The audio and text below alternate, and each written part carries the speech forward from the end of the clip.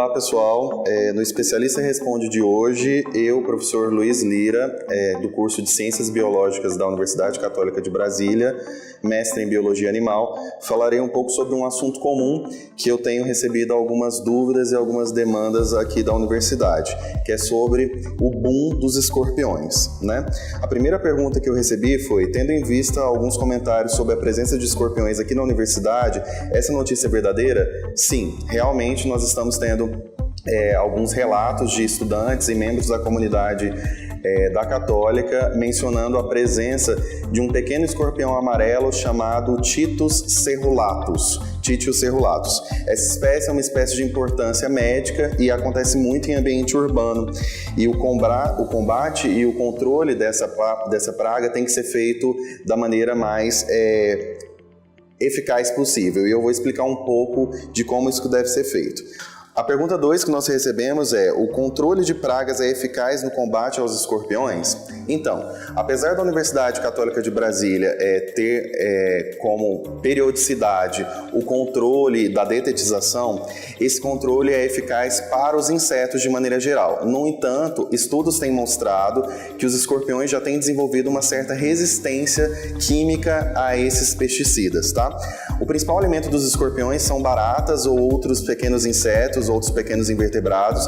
Então, sim, a universidade tem que continuar realizando essas detetizações periódicas para diminuir a população desse alimento e logo diminuir a população desses escorpiões que nos causam um certo medo, né? São bichos noturnos, eles estarão sempre aparecendo na universidade durante a noite, e eles são tímidos e a gente deve tomar o melhor cuidado possível. Questão 3, né? Quais as medidas deve tomar para caso encontre um escorpião?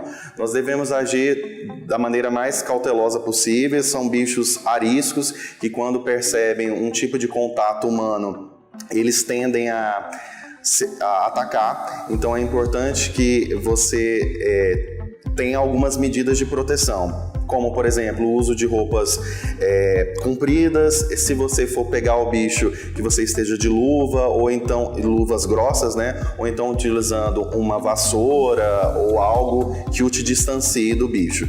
Porque o telson dele, que é o órgão inoculador de veneno, para evitar que entre em contato com você. O veneno dos escorpiões, principalmente do Titius cerulatus, são neurotoxinas. Então, basicamente, o efeito da picada é uma grande dor e uma certa paralisia no membro, ao longo do membro, se estendendo do membro que ele foi picado, tá? Para a comunidade acadêmica da Católica, a princípio não oferece tanto risco, porque majoritariamente são adultos, né?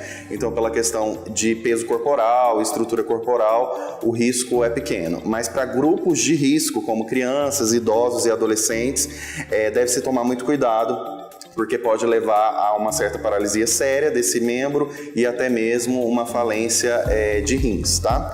Então, caso você encontre algum escorpião aqui na Universidade Católica de Brasília, é interessante que você procure 2 setores. O primeiro é o setor de segurança, né, que vai aparecer o telefone na tela para vocês, ou então o telefone da Brigada de Incêndio aqui da Católica. Eles respondem tanto por telefone fixo quanto pelo WhatsApp, tá? Então, em vez de tentar pegar esse escorpião, entre em contato com essa equipe, que eles estão mais preparados para lidar com eles. A quinta pergunta é: como evitar incidentes com escorpiões? As principais orientações são profiláticas, né, preventivas.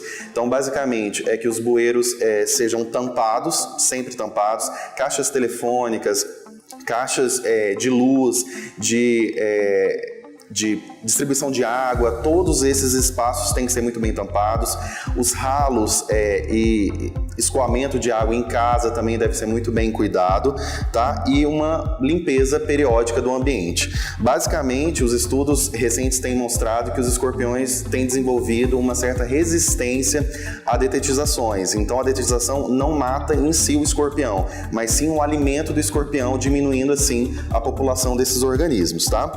E em caso de incidente, professor, como que o escorpião, o que a gente deve fazer com o escorpião e quais as medidas eu devo tomar?